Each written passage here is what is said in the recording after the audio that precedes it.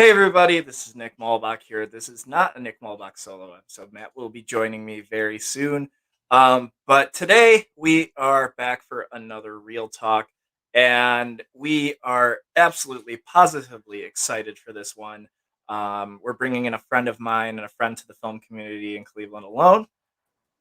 It's Pauline Nowakowski. How are you Hello. tonight? I'm great. I'm excited for this. Yeah, we're definitely excited to have you on and incredibly grateful. And I just want to start off by saying that you have been one of the most incredibly inviting filmmakers in the world to me. And I'm just incredibly grateful to be able to work with you. Oh, So we always like to start this off by just obviously we know who you are, but we want to know what you do and what you do when it comes to the film community here in Cleveland and just beyond. sure. I actually do a little bit of everything, but primarily, I started off as an actor. And then, because of my age and my body type and my ethnicity, I wasn't getting cast a lot. Plus, people didn't really know me. That's when I started Dark Horses production because I thought, well, you know what?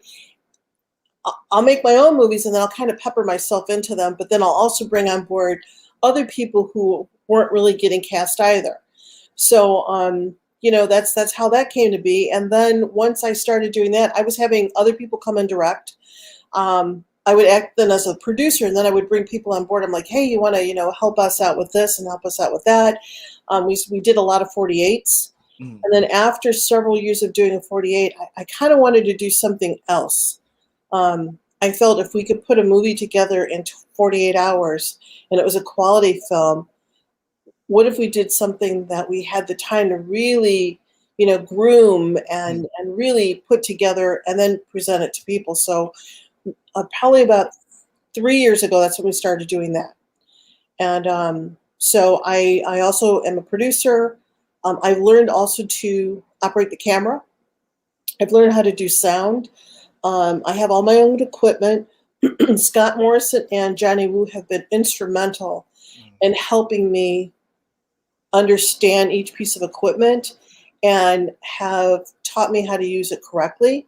Mhm. So between those two gentlemen, and Joe Winans, he's also helped me with audio.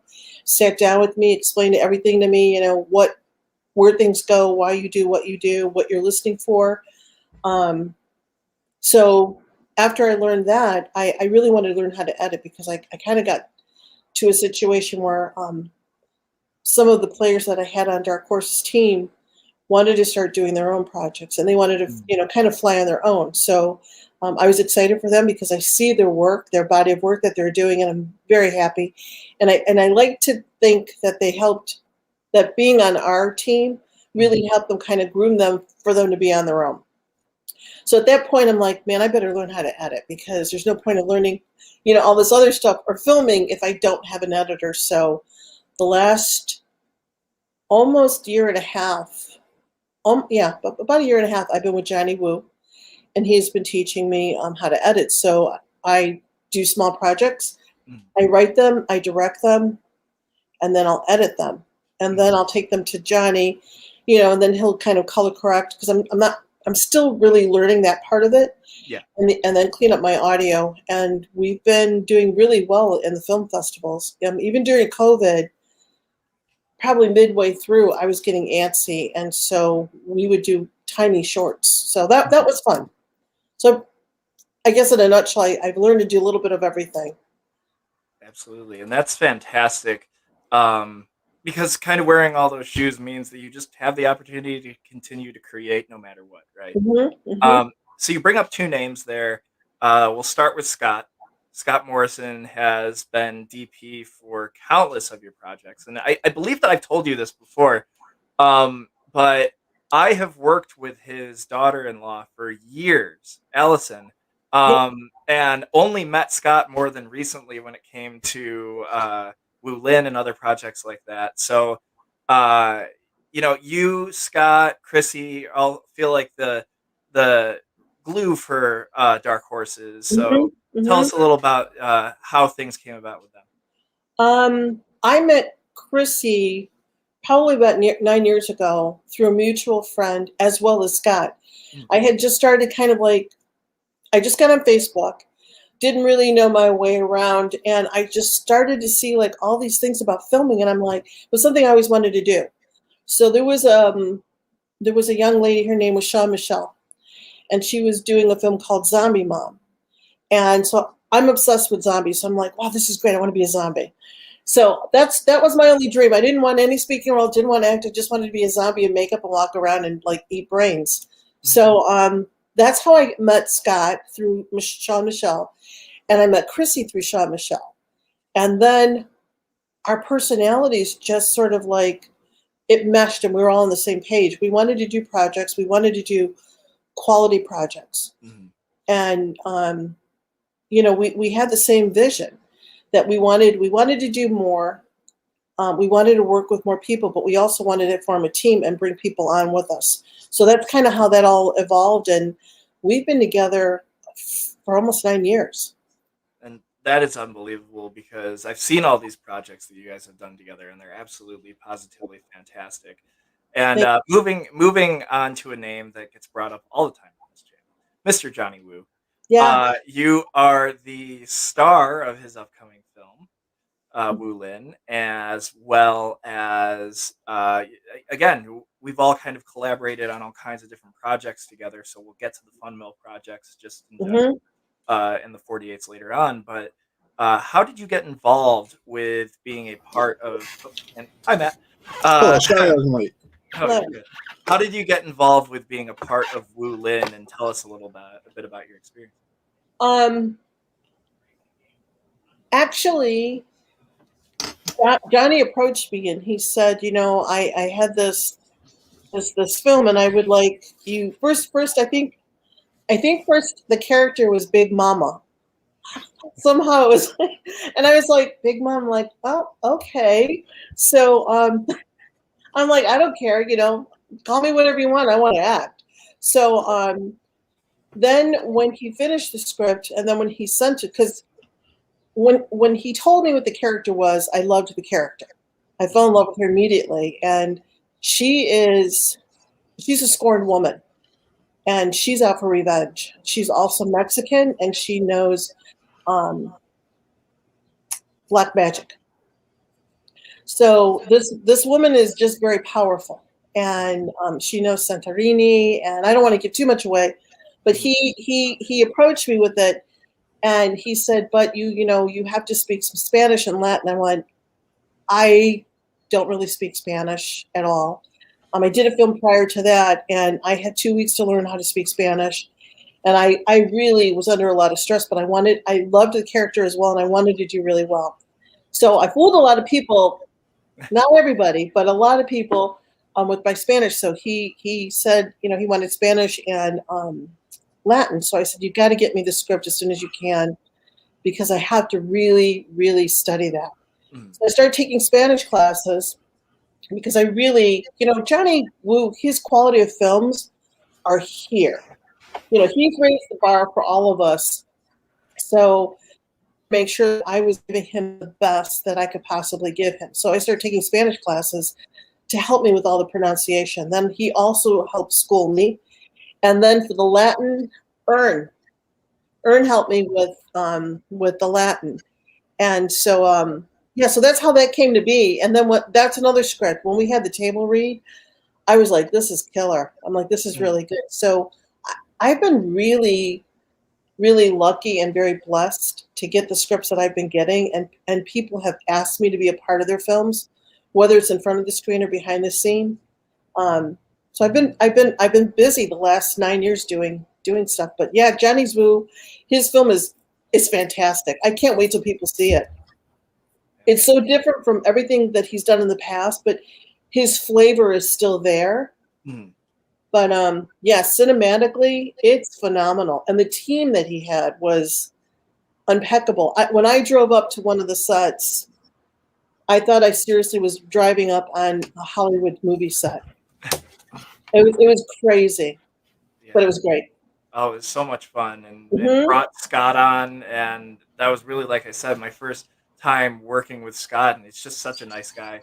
Yeah, So we'll start with the 48s because the Fun Mill is obviously more recent. Mhm. What got you involved with the 48, and tell us a little bit about the projects that you've done for it. Again, it was Sean Michelle.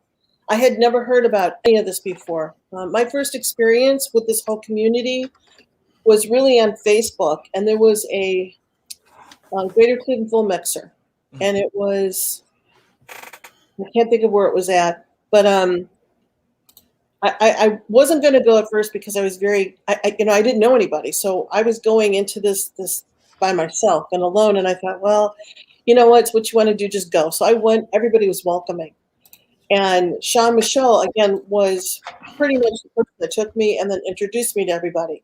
Mhm. And she was the one that did a 48. So I did a couple 48s with her, and then I thought, I want to put my, like some of the, like everybody else does. Once they get on it, they're like, I want Yeah. to do it myself. Oh, absolutely. So then at that point, that's when I said, you know what, I'm going to try this on for myself. And actually, that's how I met Mike Went, because Wow. yeah, and that was like probably, I forgot how many years ago, 5, 6, maybe 7 years ago, when he was working for Cleveland Camera Rental. Mhm.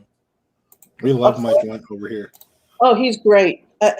We talked about him just a little earlier, and I hope we bring that up again because I Yes, think people need to hear that. absolutely. But he actually edited my film Road to Rivera, Hmm. and then we did a vodka commercial, which was like a promotional because they helped promote the 48. So we had to do a commercial for Cleveland, and I think it's online too. So I mean, you can go to my my site, and you can probably find that. I'll give that out later. The website Yeah, absolutely. or the links. But yeah, that's how I met him, and he put those together. That's awesome. That is fantastic. And no further of a transition into that point that we were making before the podcast. The Cleveland Film Commission is such an incredible resource for everyone. Hmm. Mike Went has been incredibly helpful. We were just talking about Tyler Thomas's film Leviticus, and you also have a part in that. Hmm. But how it's obviously so useful when it comes to finding quality locations and such.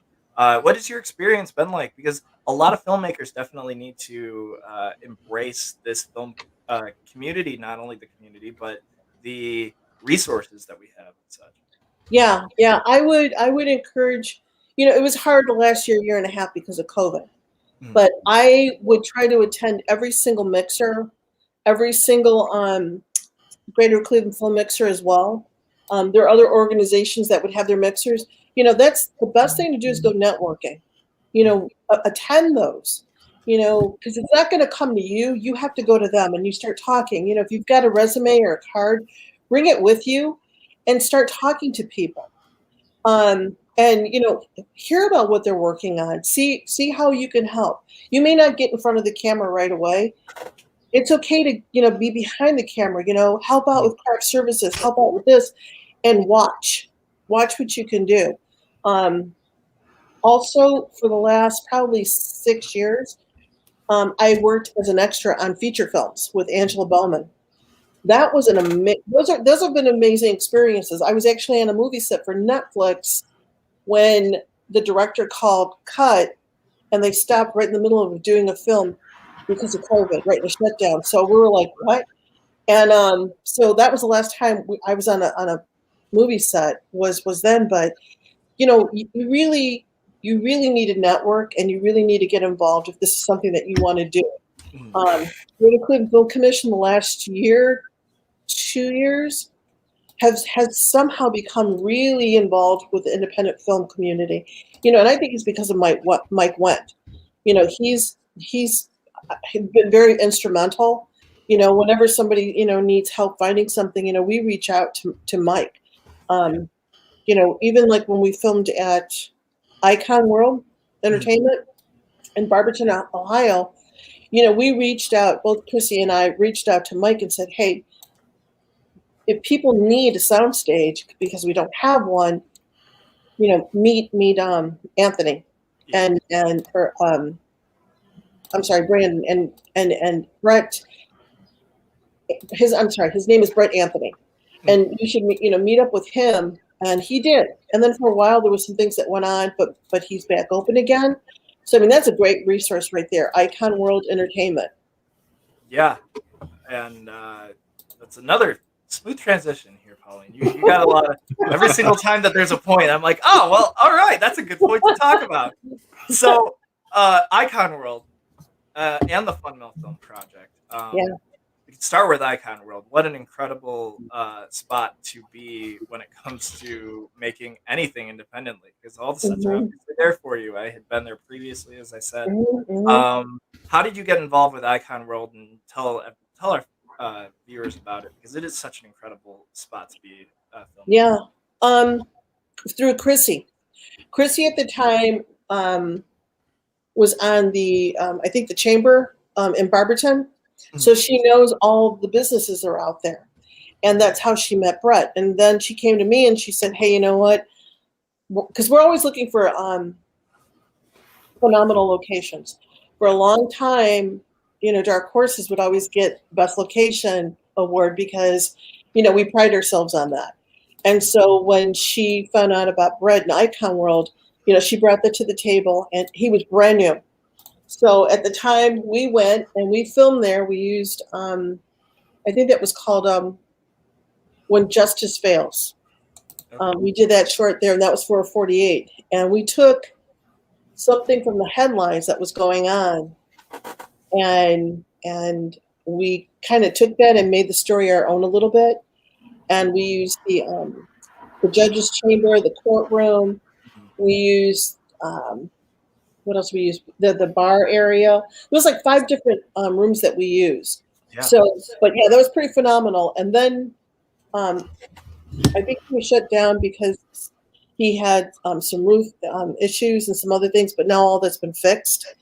And then when we did Fun Mill, I wanted one location where we're not like jumping from here and jumping from there. I wanted something where we could just kind of like come up with a story and then use what we had there. So with Icon World, I think he's got about 15 plus different sound stages, anywhere from like morgues to jail rooms to full kitchens to interrogation rooms. I mean, you name it, he's got it.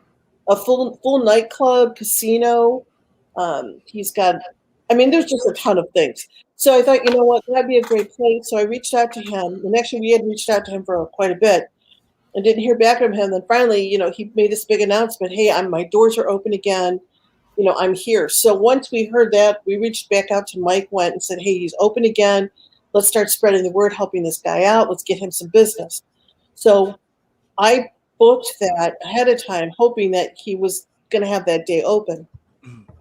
And then once we did the Fun Mill, which I absolutely love the whole concept of Fun Mill. Yes. And if anybody's watching this and you haven't done it, I really encourage you, even if you're a first-time filmmaker and you're going to make the film with your phone, you can do this. Yeah. They give you a whole month to come up with your film. So you have plenty of time. If it doesn't come out right the first time, go back and refilm it because you have the time to do it.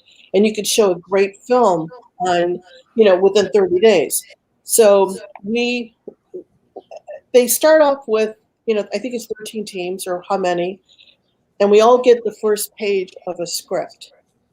And everybody starts with the same story, the same lines, and then you go into the next part of the story, you create your own. And everybody's film that we watched was completely different from one another. Yeah. Which was beautiful. I mean, we all started out the same way, but then we took off and went in a totally different direction. And with ours, we came up with a couple different versions because we were quick to read the script, and then we went back and then reread it again. I'm like, you know what? So we had a writer's meeting right after we got the script. And then we came up with the story. Once we came up with the story, I flushed it out, wrote the script, and then we got on set. I had a meeting with Scott, and we went through a shot list with the script. So when we got to set, we were able to just kind of like go through the steps. We finished really early. I was really pleased because I thought we were going to be finishing up a little bit later. I think we finished, an hour and a half earlier than the time we had I believe so. plotted out. And that was with starting late. I think we started 45 minutes late. Uh-huh. And then we had a full hour for lunch. And it was great to work with the crew. And Johnny helped out too. He brought you guys on board. So having you guys on board really helped because you guys knew what you were doing. I mean, having a crew that knows what they need to do and you don't have to tell them, it's a beautiful thing. I was in heaven. Absolutely. That was a fun film. I liked being the crazy toothless old woman as well. Yeah, that was funny. Absolutely. And I mean, when it comes to the Fun Mill Film Project and everything else, is there a festival run that you guys are deciding on from that point on, or is it a release online type thing? Or Actually, I haven't gotten to it yet, but I do want, because there was a 7-minute time frame, and that included the intro and your credits. So there was our credits that we did. I loved our credits. It was something I always wanted to do, where we did the kind of the silliness, and then they had the credit roll. So having that was a lot of fun, and I didn't want to cut any of that out. But I did have to shorten some of the things that we had in the film in order to make it work to keep, because our credit roll was over a minute, and I didn't want to cut it. So now what I want to do is extend a few things, and then I'm going to put it into other film festivals because I feel like our stories are never geared towards one particular project. So then, then you can't move it to something else. I mean, all our 48s, we've always made them into stories where we could add on that extra footage and then put them in film festivals, and they do really well in film festivals. So that's what I'm going to do with that one. Is that's going to go into other film festivals because I thought it was a funny comedy. I mean, we've never really done comedy that way before. Usually, our films are either horror or they're very dramatic. Yeah. And I know that we do those well, but I wanted to kind of dip my hat into with the team in comedy because we're pretty funny when we're together. So I thought, you know what, let's just see what happens. And what you think is funny may not always be funny to the audience. So it was a little nerve-wracking, but when the audience was laughing and we were hearing and sitting with the audience and having them have the reactions I was hoping for, made me feel really good. Absolutely. Definitely. Matt? No, my internet's been going in and out, so I've been just sitting there like, just wait this out and see. Oh, I got you. So you guys focus primarily on short films. Has there been like a feature in the making, or? Yeah, we did an extended short. That one was called Desperate Measures. That was almost a half an hour long. Yes, and incredible performance by the way. Thank you. That I haven't put it online because of the content of it. I'm not quite ready for have my family see me do what I did, right. Because it's pretty deep. Mm-hmm. So I haven't put that online. I was going to, but I'm kind of like I'm on the boat right now. Right. But it did do very well in the film festivals. So I was really proud of that. And that was my first time writing, directing, and acting. And that was hard because I was the lead. And I was grateful to have Chrissy and Scott and Julie, Simon, help out with the directing because some of those scenes were pretty rough. Mm-hmm. And I needed, there was no way I could have directed and kind of did those scenes by myself. So I was very grateful to have them on board. I also did a year and a half ago another film called The Lingerers. That took us almost 4 months to film. It was like on weekends we would try to pepper in, and I had 3 locations for that one.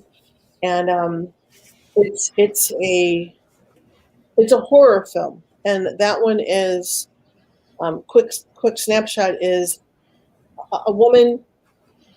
She inherits her grandmother's home, and her grandmother had this love of collecting antiques, and something that her and her grandmother would do together. And so the house is filled with antiques, just kind of weird and odd objects.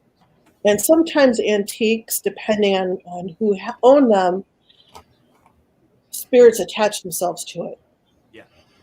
And there was something that she gets from the antique store from this very strange antique owner.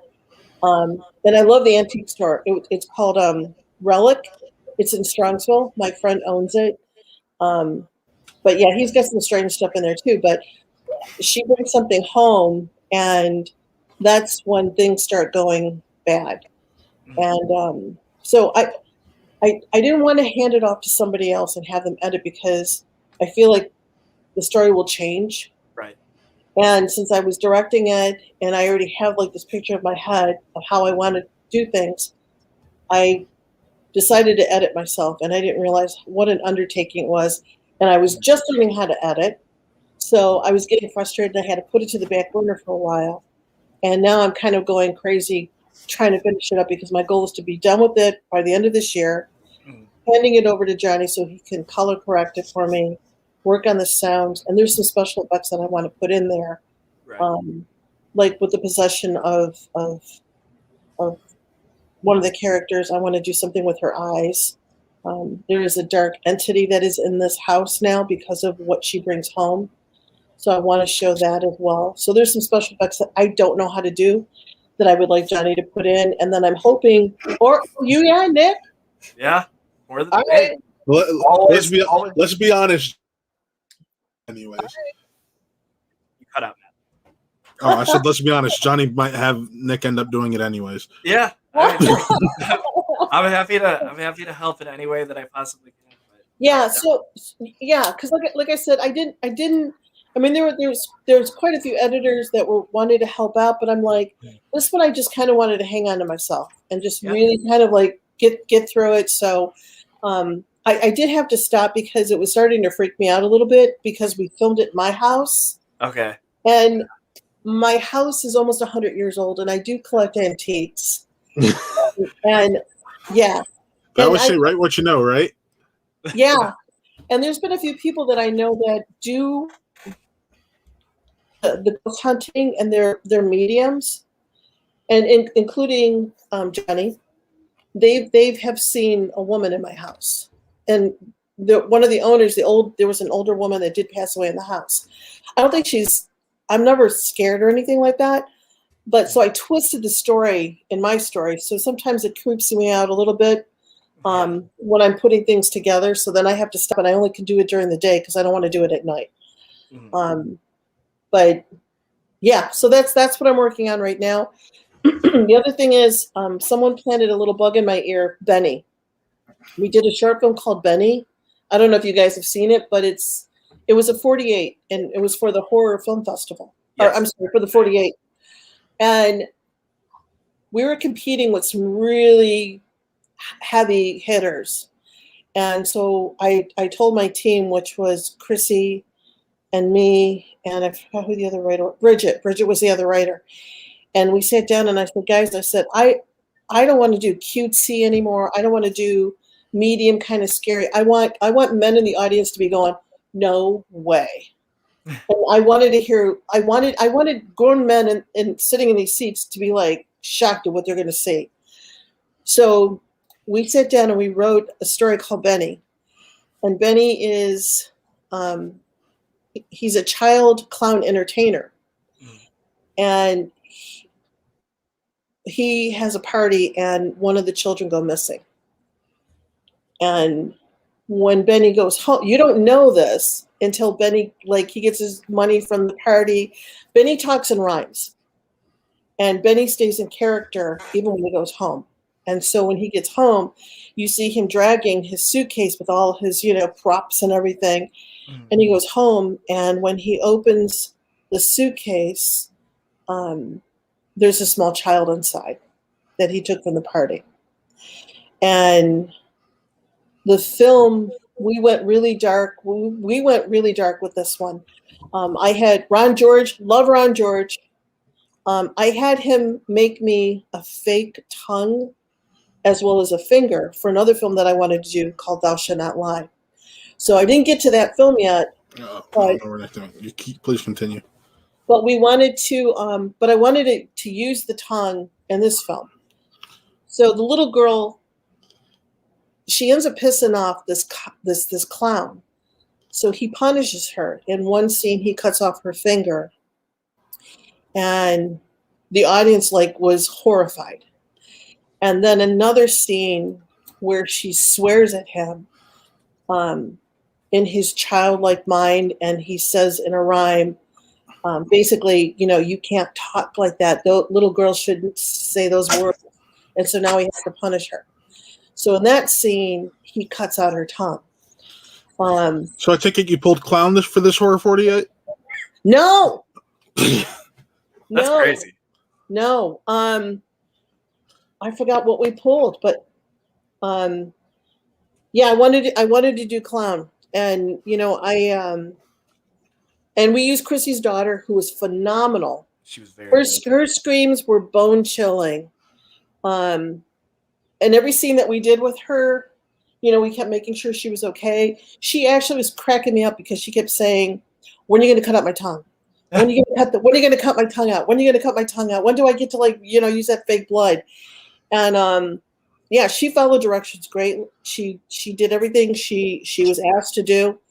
There's one scene too where she had to hide in a cubby hole, and when she had to go inside there, she kind of freaked out a little bit. So her mom went in first, and showed her that it was okay. And then she cleaned out all the spider webs, because that was the other thing that was freaking her out too, because there was spider webs in there. So we cleaned it all out. But it's really beautiful, and it's doing so well in the film festivals, even in overseas. So internationally, it's doing really well. It didn't do so well at the 48. I think people didn't appreciate us torturing and killing a small child, and I totally got But you know what? It was great watching something like that, because we don't do films like that. Mm-hmm. But we totally shocked everybody in the audience. They were like, "Holy who?" I don't want to swear because I don't know if I can, but they were You can. You're more than welcome to.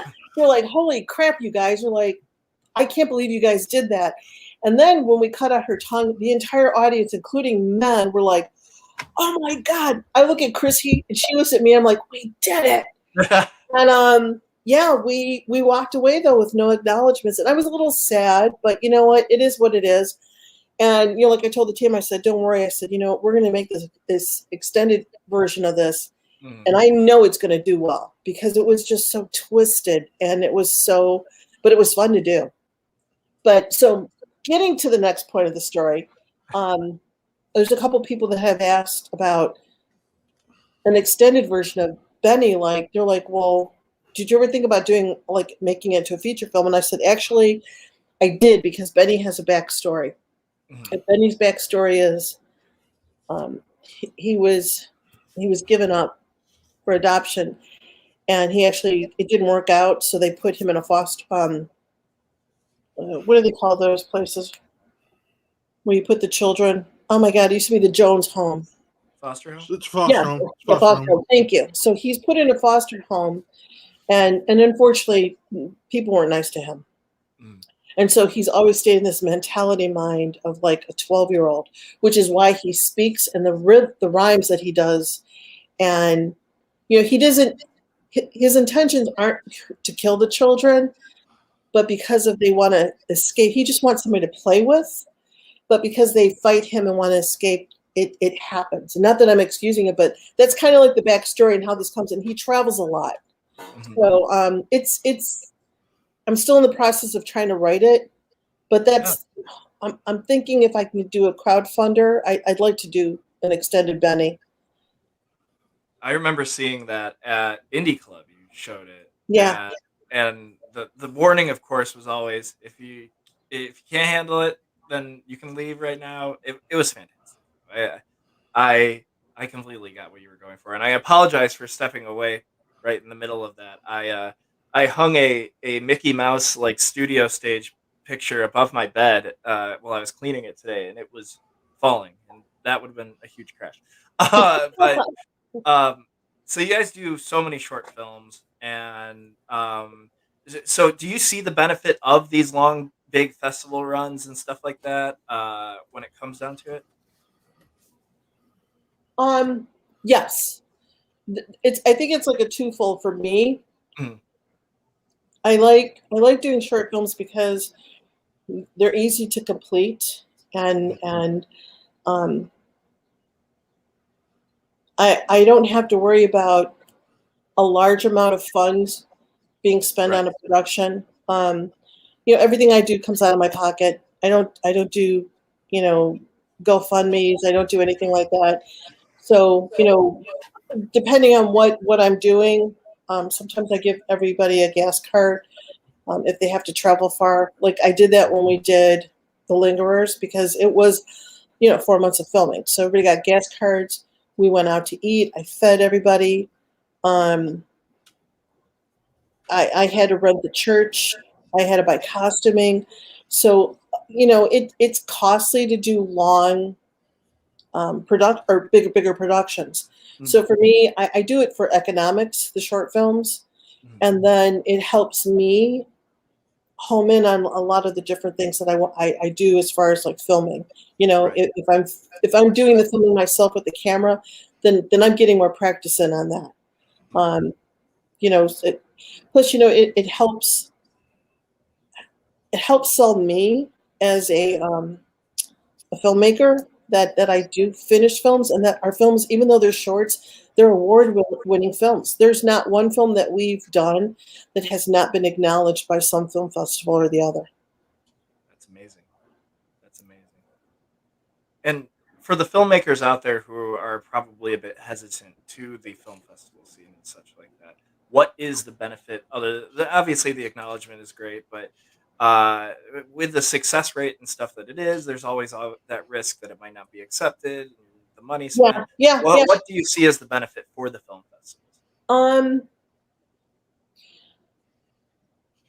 if you have an IMDb page, you actually can put all those winnings on your Mhm. IMDb page. So when somebody's looking at your page, they're seeing that you have, your film is won, best actor, best actress, or best directing.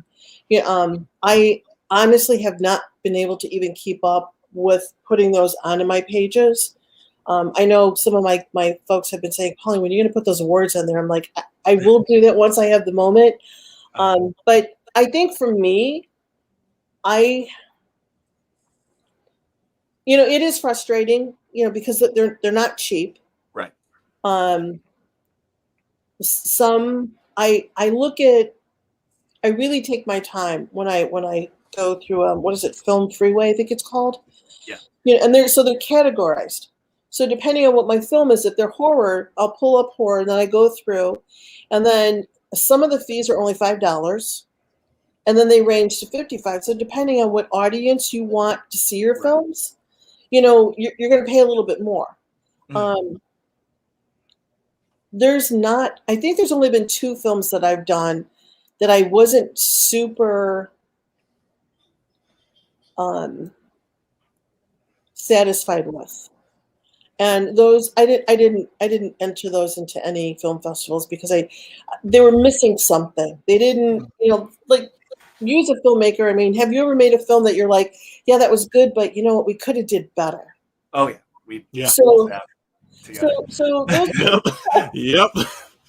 so those are the films that I usually just kind of, and I think there's only been two that I was like, yeah, if I'm not happy with something, I'm not gonna have other people watch it. If I'm really excited about something, I'm like, I want everybody to see it. Yeah. I want everybody to see the actors that were in it. I want everybody to see the cinematography that Scott has shot. I want to see. I want people to see the editing that has been executed from my editors. And the two films that I'm speaking of were ones that I did way in the beginning because Mhm. I had no clue what I was doing. Right. So being on other people's sets really does help as well. I see other people when they're on sets and they're like chatting and they're like, having, looking at their phones. I'm watching what the director's doing. Mhm. I'm watching what the DP's doing. I'm watching, the gaffers, how they're setting things up. because I'm learning. I'm watching them, and I'm like, okay, I'm taking that back. Right. You know, you're learning little tricks. You know, I learned being on the set of White Boy Rick what you can do with fishing wire. Right.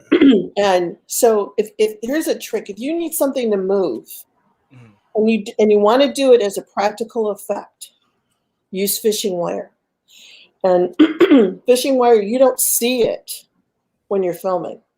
Right. For example, in excuse me, The Lingerers, I wanted the girl to be like working, you know, on her computer, and this dark shadow goes across the back. Only the audience will see this. This dark entity goes across from her, and then it goes across the window, and then as she's starting to starting to look up, the door slams shut. Couldn't do that without having this fishing wire attached to the Right. door. And we had someone in the kitchen, and because it was MOS, meaning no sound, I was able to direct and tell them, slam the door, and they'd slam the door. So it looks great on film. And I've been practicing as well with some other things. I have a rocking chair that I tied the fishing wire to, and I filmed me pulling the fishing wire, making that rocking chair move on its own. So practical effects, if you're on other sets, watch how they're doing things, because you know you can incorporate those same things into your film, and it really does help. I mean, you're going to learn on every film that you're on. Yeah. I mean, I know to a certain degree those same practical effects are still used today. WandaVision, most recently, that first episode when they did all the floating objects around her was done with fishing wire. Yeah. And a lot of people don't realize that. Yeah. And they're thinking, oh, you know, they've done it with the computers or a green screen or whatever. It's like, you can do these practical effects, but you have to watch what's going on when you're on set. Right. That's how shows like Bewitched were made back in the 60s. Yeah. It's just how it is. It's effects that, like, I mean, those effects end up just adding some sort of a value to what you're doing anyways, because it looks real as compared to overly done CGI. Yeah. My favorite line will always be, I've never seen so much green before in my life, because when it comes to Star Wars, because green screen is used in just everything, not just Star Wars. Yeah. You know, they've gotten back to those practical effects. I'm you know, miss Force Awakens. I think because I'm older, I don't have the savvy of all of the new advantages when it comes to computers and all that fun stuff. I don't know. I'm not even going to pretend that I know. So for me, I have to try to make things. And someone told me a long time ago, if you're going to write to film. And I was like, well, what does that mean? And they're like, write with things that you have. If you don't write a story that you have a castle and that you have a submarine and you have, you know, this helicopter, because how are you going to make the film? And I'm like, okay. So I've learned from that person's advice. And then as far as like with the practical effects, I like watching old school movies. And old school movies, especially the horror movies, they don't have, I mean, back in the day, they didn't show you always, you know, the kill scene. It was all about, you know, leaving that imagination to you. Right. They lead you to that point, and then it's all implied. They'd have them get to the killer's hands, and then you don't really see much. Yeah, or you'll see the eyes open up really wide, like, you know, whatever it is that they're seeing is terrible. And then the body falling, and that's it. Yeah, and that was enough. That was enough to scare the crap out of you. I mean, there's like some old school movies like House on Haunted Hill, The Haunting. There's some old school ones that it was all about the sounds. It was about that creaking sound of the woman getting up because she's hearing like something outside her door. And then when she gets up and she's opening it really slow, you don't know what's behind there. And when she opens it slowly, there's nothing there. It's all about that unknown. So I like that part of it because it leaves it up to the audience imagination. Definitely. Absolutely. Plus, I don't like I like horror, but I don't like torturous horror. Torture porn, as it's called. I agree with you. I can't watch that. I just can't. I've tried, and I end up like this. Yeah. Or I I got walk people. out of the room and then I come back. We got guys who host a horror show here, and they're talking about Saw. I'm like, I can't watch Saw. It's just Mm-mm. torture porn. Can't watch it. I, No. like my type of horror film are more so like the original Halloween, the 2018 Halloween, Us, Get Out, all, the original Nightmare on Elm Street stuff. I like the older stuff and the stuff Yeah. that leaves more to be imagined and left open and actually makes you think a little bit. That's Yeah. the kind of stuff I enjoy. Yeah. Yeah. Exactly. And it's funny because the first real slasher movie I think I ever saw was Halloween. I was 18 years old, and that movie left such an impression on me. Um, I watched the newer one and I was like, I didn't really, I didn't like it was lacking something for me. It was more, more slash, more blood, more killing, and the story wasn't there. At least for me, it wasn't. Yeah, I can understand that. For me, as someone who I'd only seen going into that Halloween film, I'd only seen the first one and the second one, and I absolutely thought the second one was just bad. I didn't like the second one, so I'm like, all right, like let's. I like what they did with Jamie Lee Curtis's character in the new one. I think that's ultimately why it stuck with me, and I cared about it as much as I did. But I can understand when people are like, oh, there's no story. Wasn't really much of a story to the first one either. It was a spiritual sequel in that sense. Everything's happening again. I'm curious to see how they in this next one that comes out later this year. Mm.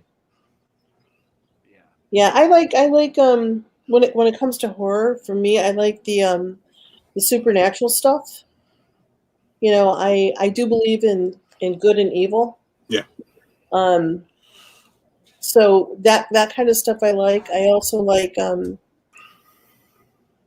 sci-fi. Mhm. I'm a huge X-File fan, so I mean stuff like that. I love that. Um, I would love to do a sci-fi movie, but I don't have a spaceship. I don't have an aliens, but Who needs a that would spaceship? yeah, that would be fun. That would be fun to do. It's hard work. You don't want to do it. We know from experience. I'll be the one to help you with that if you ever do that. and just don't have lightsabers. Nick's done with lightsabers. I'd give it a try again. If it get me successful like tutorial views on YouTube, I'll show everybody how to do it. Mm, yeah. But no, Pauline, thank you so much for joining us today. Ah, my We pleasure. are incredibly grateful to have such an incredible filmmaker and a huge part of the film community on the show tonight. So we always leave it off to explain where people can find you on social media and stuff like that, or websites, and we'll definitely put them in the link in the bio afterwards. But where can people find you on social media? I do have a YouTube channel, and I wish I knew what it was, but I'll give it to you so we could post it. A lot of my projects that we've done in the past are on the YouTube channel, so you can see some of our bodies of work there. Also, social media, I have on Facebook a Dark Horses page. I also will post any films that we've done on that, as well as the behind the scene pictures. Any announcements that we do are always on that page as well. All right. Well, thank you so much, Pauline, again for joining us. Thank you, gentlemen, for asking me. This was fun. I love talking film. Love talking film, and you can find that every single Sunday here on the Who Are They Real Entertainment channel. But Matthew, we also have and Chrissy Chrissy sharing some love in the comments. Yeah, Matt, we also have other things that we do on this channel, and you always Yes. this show. Real quick, you want to take these real quick so I can pull up that ad read? Oh, sure, absolutely. Well, starting on Mondays, we have I don't have a thing for Spin from the Reel, so I'm just going to put that. We have the Spin from the Reel show with Chris, Matt, and Shug. On Thursdays, we have oh gosh, why can I Really Scared. Really Scared. We have Really Scared. And on Fridays, well, they're going to be having the John Roca on this week to talk The Fly. We have Fridays, we have Wrestle Reel, and I'm not sure. I always explain to everybody when it comes to our wrestling show that wrestling happens as the week goes on. So Chris and I Yeah. are very late to the party when it comes to when we actually Talk about stuff. but we'll have a great show packed for you. And this is the actual proper. I miss my hair. spin Spin from the reel. Can you not read today or something? I'm very tired. I've been cleaning all day long. Yeah, we all know you've needed to, anyways. Yes. All right, Matt. What's your special read? Oh, hold on. You forgot. Oh, yes. Saturday, June 26th. We're celebrating 250 subs. Maybe it'll be 275 by the time that Saturday rolls around because we've been gaining subs consistently since then. And you can go check us out there. Come along. We're just going to be hanging out, relaxing, talking with some of the people who have helped us along with this journey and just friends of the show along the way. And real quick, Scott says, you're my other best wife, Paul. But I can't forget this ad read. A Special Wish Cleveland is doing this event this event is no happy little accident. On Saturday, June 26th, a Special Wish Cleveland is hosting the Bob Ross Experience, a Pink Night fundraiser with 100% of the proceeds going to a Special Wish Foundation Cleveland chapter, a nonprofit that grants wishes for children from birth up to 20 years of age with life-threatening illnesses. You can get tickets for the event, which takes place from 5 to 8 p.m., which are $40 plus a handling fee. Price includes small appetizers, available from 5 to 6, followed by a 2-hour class taught by a Bob Ross certified artist. The price also includes paint supplies, canvas, and perhaps most importantly, a Bob Ross wig to wear throughout the event. The event will be held at the Winking Lizard in Bedford. And if you're not from Cleveland and you're watching this and you are looking to just support, you can support at a specialwishcleveland.org, and you can put it in a donation there and put it in a little note saying, guys from What Real Entertainment sent you. So yeah. And next time we will have Taylor do the read because he read it the best out of everybody. You haven't seen my first one. Or my one with Toby. Matt did fantastic, I'm sure, but neither of us at times I found can read. But thank you, Pauline, for joining us. Thank you, Matt. As always, we are always grateful for everybody who watches and comments along with the show. For Who Are They Real Entertainment, my name is Nick Malbach, and this is Matt. It is a Watt Boy summer, and we are out. Adieu, adieu, parting is such sweet sorrow. You're still here? It's over.